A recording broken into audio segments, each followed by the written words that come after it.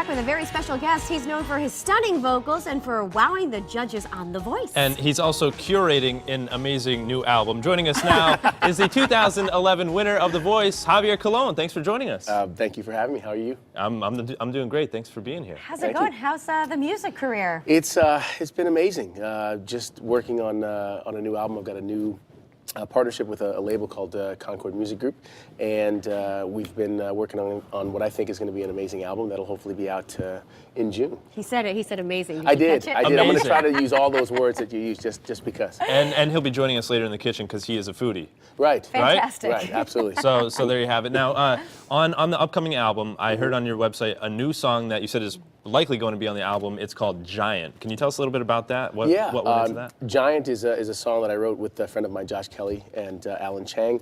And it's just kind of about, a bit of a personal story, but just, folks that kind of try to keep you down, folks that the business is rough. The music business is not for the lighthearted. It's a tough, thing to go through and to succeed at.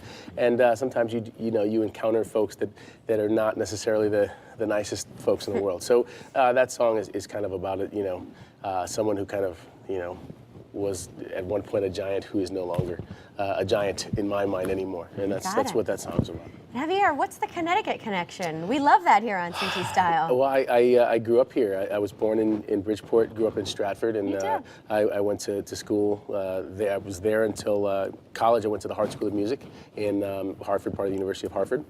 And now we live here, live in West Hartford. That's where we call home, and we love it here. It's my wife's family's from Massachusetts, so it's and my parents still being in Stratford.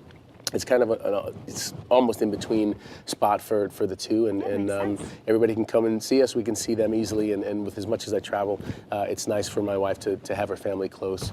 We've got 3 children.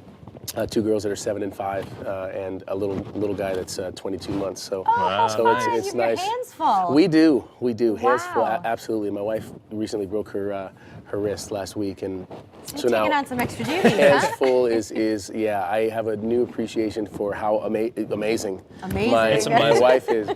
Yes, there's a lot of duties that she was doing on a daily basis that she no longer can do, that I am all of a sudden kind of been thrown in there, and it's awesome, but it's craziness at home right now. Sure, but it's good. It's all good. I got it. So it's a learning process at home, and I'm sure it was a learning process. As you said, you went to the Hart School of Music, and then you ended up on The Voice, and you ended up winning season 1 of The Voice. Tell us all about that. How did you get to that point? I had when I first graduated college, I was in a band called the Derek Trucks Band. I was with Derek for a couple years, and then I ended up getting a solo deal with Capitol Records, which I thought was going to be like my it thing, the thing that was going to kind of propel me throughout the rest of my career in the music industry.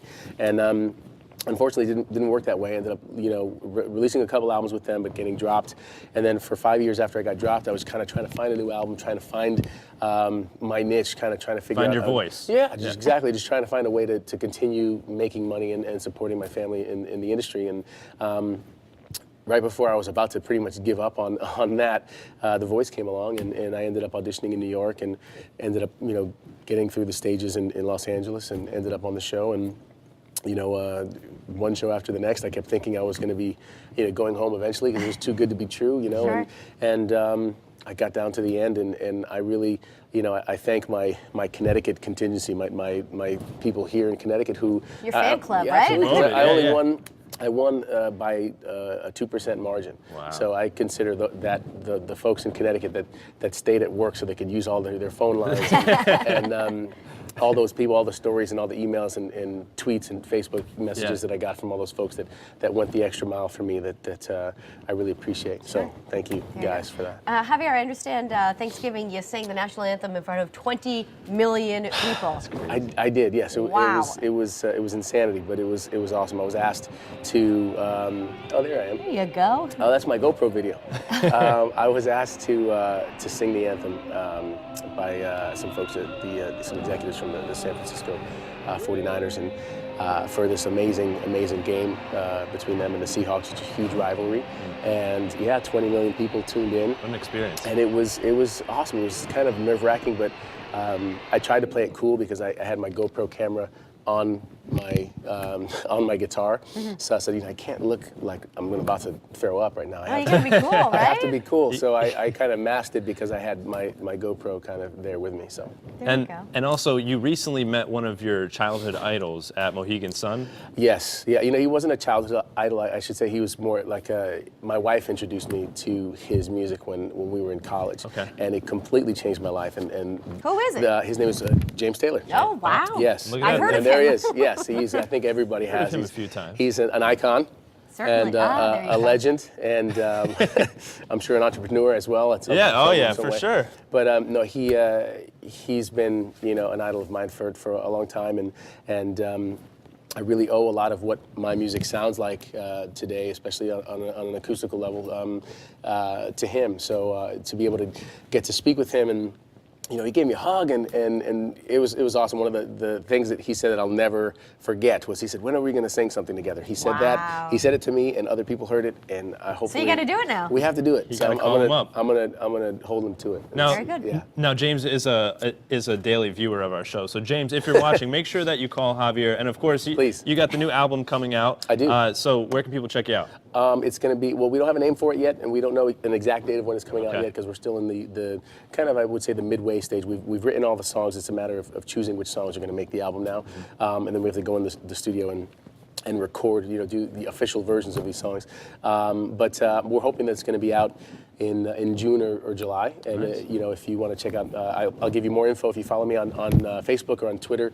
I will be giving you some more information. Also, I have a sign up on my website, which is javiercolon.com. Right. And people can go in there and we'll let you know Cool. when everything's coming out and appearances and Sounds shows good. and all that stuff. All right. Thank you very much, Javier. We appreciate it. My pleasure. And we're Thank going to be you. having some more fun with him later on the show because he's got a little respiratory issue. But we're going to be having some fun with you later on in the show.